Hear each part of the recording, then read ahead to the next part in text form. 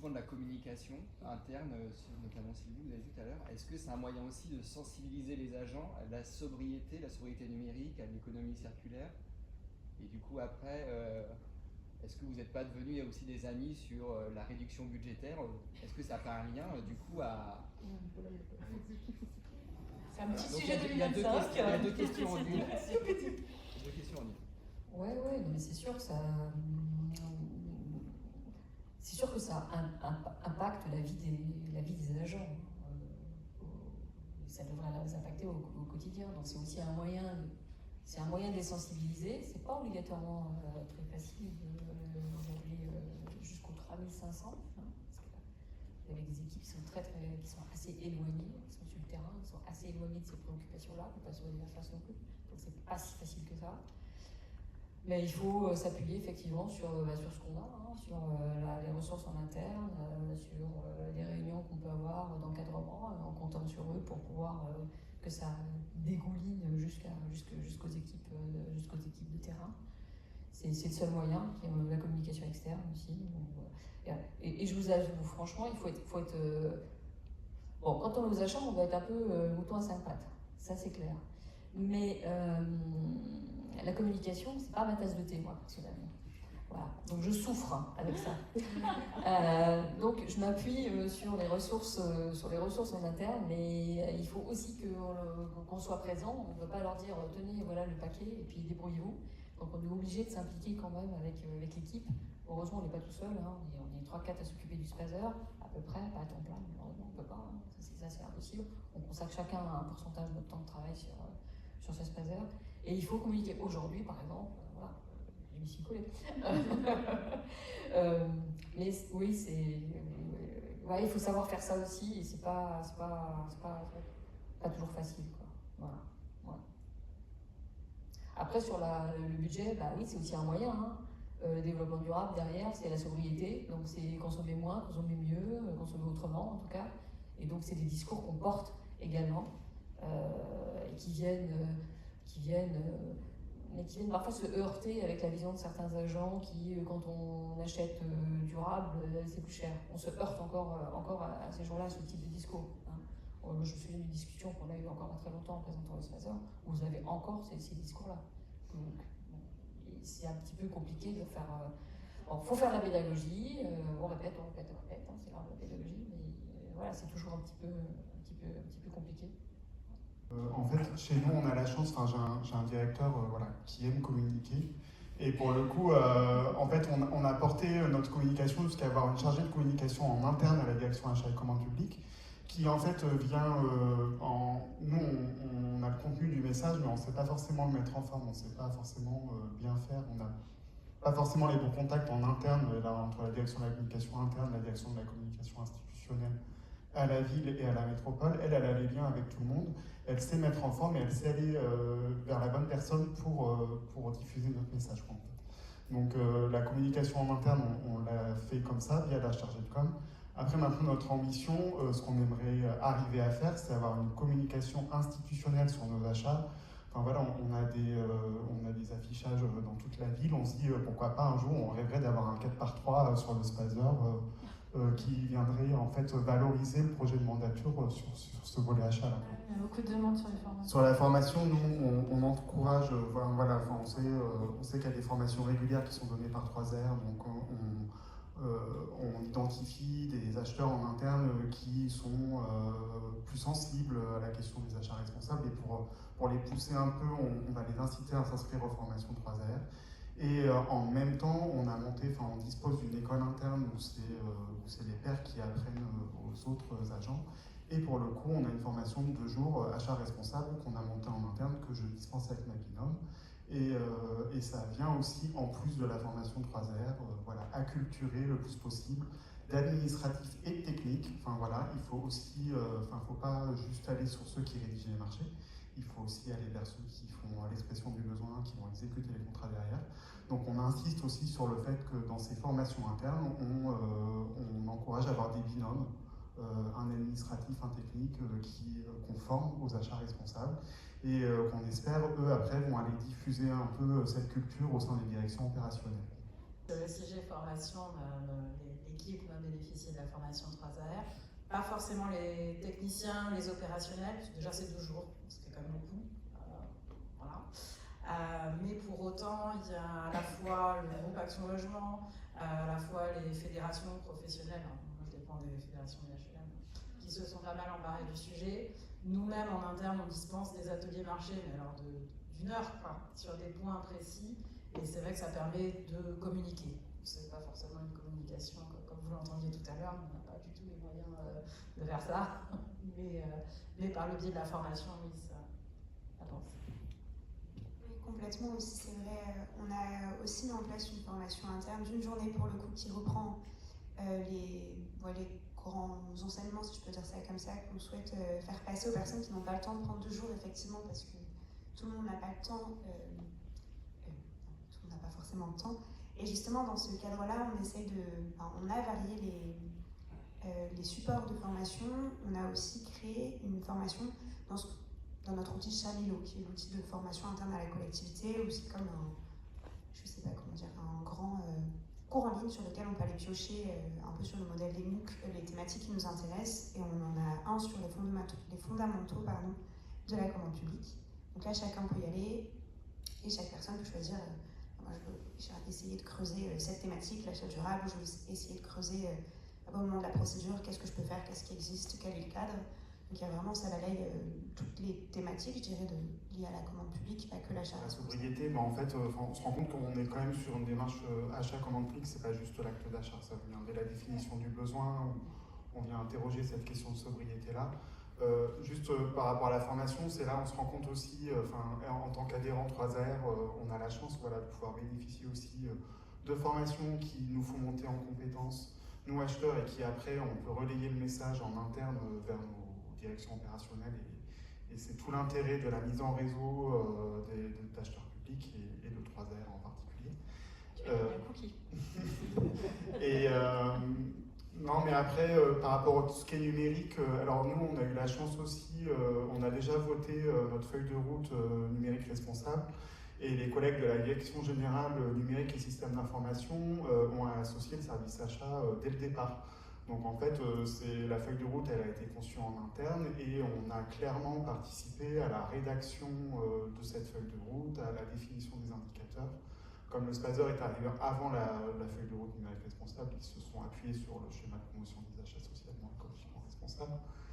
Et surtout, on a été associés dès le départ. Donc comme ça, on n'est pas décorrélé aussi de la politique achat. Et nous, on sait ce qu'on peut mettre en œuvre, et on sait comment on peut les accompagner aussi pour pouvoir mettre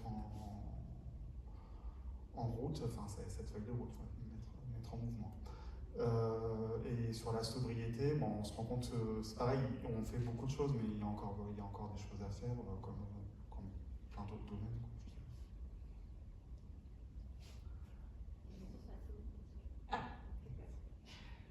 Est-ce que vous avez mis en place des portails pour les fournisseurs, les prestataires, de façon à ce que sur les différents sites internet de vos organisations puissent voir en tant que prestataire fournisseur qu'est-ce que, de façon spécifique, attend la collectivité ou la communauté d'agglo, voilà.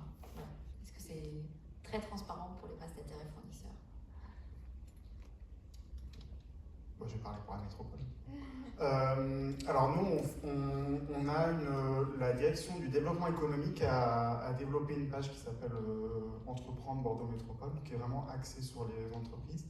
Et en fait, on se rend compte que la page commande publique est plus consultée par cette page-là, Bordeaux Entreprendre, que par le site institutionnel Bordeaux Métropole, ou Ville de Bordeaux. Notamment il y a des liens qui sont faits vers le profil acheteur après de la métropole et de la ville, et surtout nous on s'appuie là-dessus aussi. Là on est en pleine planification des achats 2025. Dès qu'on aura fini de la traiter à la fin de l'année, c'est ce qu'on fait tout le temps, on la communique, on l'affiche sur la page Bordeaux Entreprendre. Comme ça ils prennent un peu connaissance. Alors c'est à titre indicatif, tout ce qui est noté à l'intérieur ne sera pas forcément publié dans l'année, parce que les besoins ils peuvent évoluer en fonction des projets, chaque projet a sa temporalité, a ses aléas aussi. Mais en tout cas, ça leur permet de prendre connaissance des besoins que nous on va avoir pour l'année 2025 par exemple, Donc on le met sur Bordeaux Entreprendre, sur la ville de Bordeaux, mais pas que. En fait, on est sur une gouvernance élargie, donc on s'appuie aussi sur nos partenaires CCI, CMA, CRES, French Tech pour relayer cette planification des achats vers leurs adhérents directement. Et alors, le SPASER, la loi dit qu'il doit être publié, public, diffusé et consultable sur le site de l'acheteur, c'est une obligation alimentaire. Et Bordeaux Métropole, je sais que historiquement, vous annexiez votre SPASER à vos appels d'offres, y compris, je ne sais pas si c'est Moustapha qui disait toujours ça, y compris sur les DSP. Et j'ai effectivement vu des dossiers de consultation des entreprises dans lesquels il y a le SPASER, notamment pour les marchés les appels d'offres. Ouais. Oui, sur des marchés à fort enjeu, pas sur tous les marchés, je pense, mais sur des marchés à fort enjeu et encore plus sur des contrats de délégation dans les entreprises, si on veut les capter. Enfin, en fait, là, on est clairement dans le rôle de l'acheteur, on est la passerelle entre les agents et le monde de l'entreprise, donc c'est à nous aussi d'aller voir les entreprises, de participer à des salons, d'aller participer à Néo Business. Nous, on a participé en fin octobre au Green Tech Innovation. Il faut prendre connaissance aussi de ce que le marché nous propose et de leur montrer qu'ils peuvent s'inscrire dans des orientations de nos politiques achats, de nos spazers. Donc c'est pas juste communiquer, c'est vraiment participer à des expressos de la CRES Nouvelle-Aquitaine. Voilà. Moi aussi, je suis très sceptique sur. On peut mettre tout ce qu'on veut sur les sites, c'est très intéressant, mais ils n'y vont pas. Donc déjà, qu'elles lisent les marchés, ce serait déjà pas mal, jusqu'au bout. Quand on voit les réponses, on peut s'interroger parfois. Moi, ce que je crois plutôt, c'est effectivement, comme vient de le dire Fabien, je crois beaucoup plus au sourcing, aux rencontres avec les entreprises et à la sensibilisation directe avec un contact direct en leur expliquant vraiment ce qu'on attend. Parce qu'un document, c'est pas parlant, quoi. Il voit bien les objectifs, mais on est tous en train de s'y mettre. Il faut le faire, bien évidemment. Je suis très sceptique sur les résultats. Je crois beaucoup plus à la rencontre avec les entreprises et à la discussion avec elles sur ce qu'elles sont capables de faire et surtout est-ce qu'elles sont capables de répondre à nos besoins. Parce que c'est bien beau de mettre des clauses, des considérations sociales et environnementales, mais est-ce qu'elles sont capables d'y répondre? D'accord. Alors, sachant que nos élus sont très sensibilisés, comme vous le savez, au local, moi, je ne vais pas aller chercher des entreprises, je ne sais où, aux quatre coins de la France et ailleurs, encore moins, alors que j'ai des réponses locales et que je vais plutôt demander à ces entreprises-là de faire des efforts pour s'adapter à ce que l'on souhaite et qu'elles évoluent dans leur process, qu'elles évoluent dans leurs produits, qu'elles évoluent dans leur manière de travailler.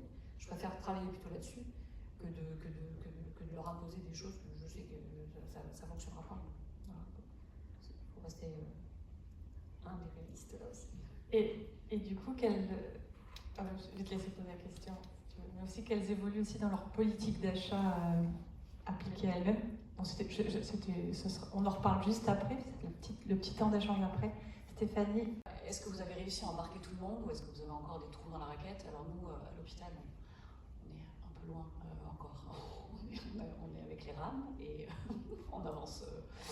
Voilà. Mais on a aussi une maturité achat qui, je pense, n'est pas encore au stade où vous en êtes, etc. Donc les spazers, on n'est pas encore sur une obligation immédiate. Donc voilà, on travaille sur tout ça, mais on est bien.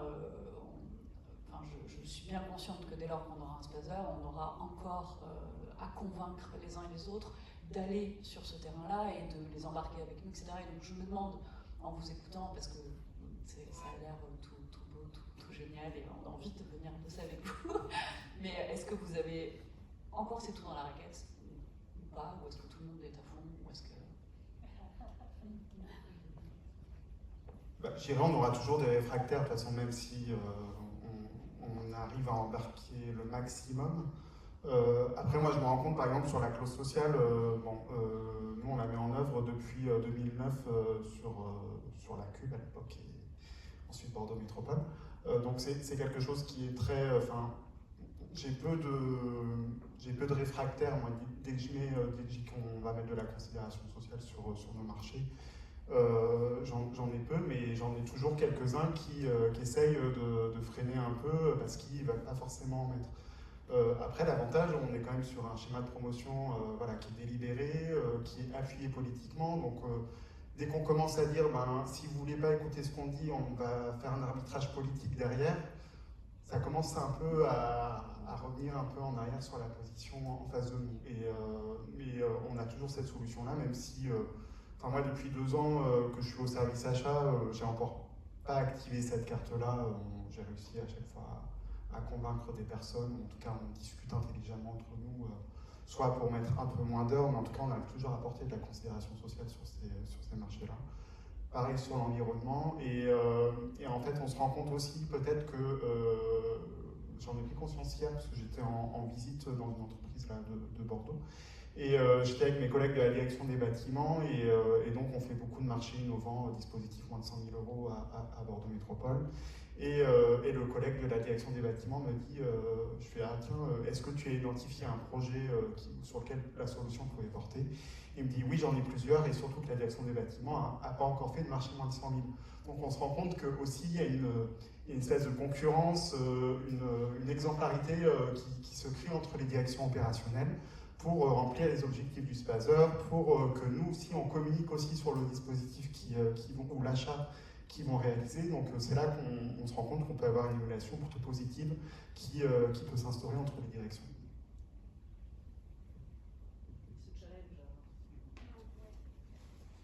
Alors, je vais me permettre d'ajouter, je reboucle en fait sur la première question qui a été posée, un SPASEUR, à quoi ça sert? Nous, par exemple, la clause d'insertion sociale, avant le SPASEUR, il y avait des services qui étaient plus ou moins promoteurs, qui avaient envie d'en mettre au premier euro, d'autres services qui ne voulaient absolument pas en entendre parler. Mais c'est vrai que le SPASEUR, en mettant toutes les parties prenantes autour de la table, a permis de dire, bon voilà, à partir de tout marché, à partir de tant d'euros, il y a une clause d'insertion sociale. Et ça a fluidifié tout ça. Parce que ceux qui se faisaient remarquer parce qu'ils en mettaient un peu trop, et du coup ça n'avait pas trop d'intérêt, et ceux qui ne voulaient pas en mettre, maintenant il y a une conduite, il y a quelque chose de clair, et c'est ce qui est aussi le gros bénéfice du SPASEUR. Ça clarifie la trajectoire. Alors, ce que je disais tout à l'heure, on fait avec les moyens qu'on a. Et nous, les moyens qu'on a, c'est qu'on voit tous les marchés supérieurs à 4 000 €. Donc là, c'est un moyen de coercition. Et du coup, c'est un peu plus c'est un peu facilitant ça quand même. Alors, on n'est pas parfait, hein, voilà, on n'est pas non plus, c'est pas non plus, mais c'est quand même très facilitant, notamment pour les marchés supérieurs à 40 000 €, en dessous, étendu. Mais au-dessus de 40 000, les choses sérieuses commencent. Et donc, du coup, on leur impose de mettre des considérations sociales environnementales. Là, on va et quand ils n'en mettent pas, et souvent, malheureusement, quand le marché arrive, parce que la procédure de marché n'est lancée qu'à travers la cellule, le pôle marché public. D'accord? Donc, du coup, tous les marchés passent par ce pôle. Donc, c'est la porte d'entrée. Donc, à l'entrée, mais c'est presque trop tard à l'entrée. S'ils n'ont pas travaillé sur leurs besoins avant, c'est un peu tard. Donc, on essaie de récupérer. Et là, je passe à l'équipe des acheteurs, qui est aussi sous ma responsabilité. Du coup, ça, c'est facilitant d'avoir les deux, d'avoir les marchés publics et d'avoir les achats. Je passe à l'équipe d'acheteurs et notamment, il y a un chargé de mission qui est chargé de développer en particulier les clauses environnementales. Et donc, lui, il travaille pour essayer d'améliorer le marché. Alors, il faut essayer. C'est pas facile parce que vous ne voulez pas faire de greenwashing non plus, donc il faut quand même que ça reste sérieux. Et c'est aussi un moyen qu'on a pour aller pourtant vers le 100% de clauses environnementales, de considérations environnementales. Pour le social, c'est plus facile parce qu'on a deux facilitatrices où on travaille de manière très très très étroite avec elles. On est plutôt très bon sur cette partie-là. Et ça se passe bien. Et les services ont l'habitude, notamment les services constructeurs, ils savent qu'à partir de 90 000 €, ils n'ont pas le choix, c'est les clauses d'insertion. C'est obligatoire. Donc les organisations peuvent aussi être facilitantes. Et si c'est les organisations décentralisées, c'est probablement un peu plus compliqué, on va dire. Nous, on a cette organisation centralisée qui nous permet un peu de contrôler un petit peu ce qui se passe et d'améliorer, de contraindre un peu. C'est un peu fort, parce que ça peut se faire qu'en collaboration, malgré tout, avec les directions. Et c'est aussi un moyen qu'on a de pouvoir aller vers des choses pour lesquelles il faut modifier ses consommations. Il faut travailler différemment, notamment dans le secteur du nettoyage et de l'entretien, des techniques qui permettent d'économiser l'eau, voire même de ne pas utiliser de l'eau du tout. Et du coup, sur le coût global, parce que là, on raisonne toujours sur le prix facial, mais on ne raisonne jamais sur le coût global. Et le coût global du cycle de vie du produit, aussi, on s'y retrouve. Et ça, c'est un peu plus difficile à calculer et difficile à faire et difficile à comprendre aussi. Il y a plein de questions, super. Juste en réaction sur effectivement sur acheter les cantines, c'est un vrai sujet. Hein. Il y a 2 ans, là, quand ça montait bien les prix, j'avais eu l'extrême chance de parler de comment on fait pour donner des produits de qualité dans les cantines quand ça coûte plus 40%. Et c'était Sylvestre, votre ancien responsable restauration collective, qui disait en fait, il y a aussi des choix effectivement dans la collectivité. Un budget, c'est vraiment ce que vient de dire Sylvie, on a une approche globale, holistique. Est-ce que c'est important que nos enfants mangent des bons produits? Oui, politiquement. Et donc, il avait effectivement un surcoût énorme lié à l'inflation, mais il y a eu un choix politique d'aller faire des économies ailleurs pour pouvoir maintenir des aliments de qualité dans les cantines. Il y a une question de Anne. C'était plus un témoignage sur l'aspect plus cher, trop cher des produits verts. En fait, quand on travaille ensemble sur les closiers d'achat, en l'occurrence pour la petite enfance, sur la détergence, on participe parfois aux réunions sourcing, on regarde un peu ce qu'il y a dans les BPU. Ça vaut aussi le coup de regarder un peu finement, et ça vaut aussi le coup d'aller les enquiquiner un peu, les fournisseurs. Je vous témoigne on a en Nouvelle-Aquitaine un fabricant de détergents désinfectants qui est vraiment probablement les gens qui font le plus d'efforts en termes écologiques et qualité de leurs produits, qualité sanitaire de leurs produits. Il a été vendu à une collectivité en Nouvelle-Aquitaine à un certain prix, qui est un prix tout à fait équivalent au produit standard. J'ai trouvé le même produit chez un autre distributeur en PACAP, parce que je travaille aussi avec d'autres régions, il le revendait 4 fois plus cher.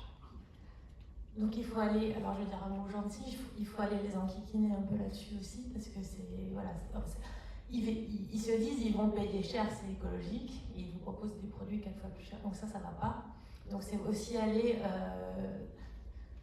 regarder global, mais aussi aller parfois dans le détail pour que ça change. Et on avait Vincent qui avait un petit ajout. Sur l'alimentaire. Sur l'alimentaire, enfin, pour moi, la grosse difficulté, me semble-t-il, c'est que la loi Egalim en fait, ne valorise pas forcément les actions qui vont mettre en place et favoriser, par exemple, l'approvisionnement local. C'est pas forcément pris en compte dans les 20% de bio et les 50% d'achat alimentaire sous sigle de qualité. Et c'est là qu'on est un peu, nous, pénalisés, parce que effectivement, nous aussi, on réfléchit à la mise en place de critères, de conditions d'exécution, en tout cas de modalités de marché qui vont permettre d'avoir une action plus territorialisée. Et ça, c'est pas toujours ce qui intéresse en premier plan, en tout cas, nos instances, voilà, nos interlocuteurs du monde de la santé, quoi, on va dire.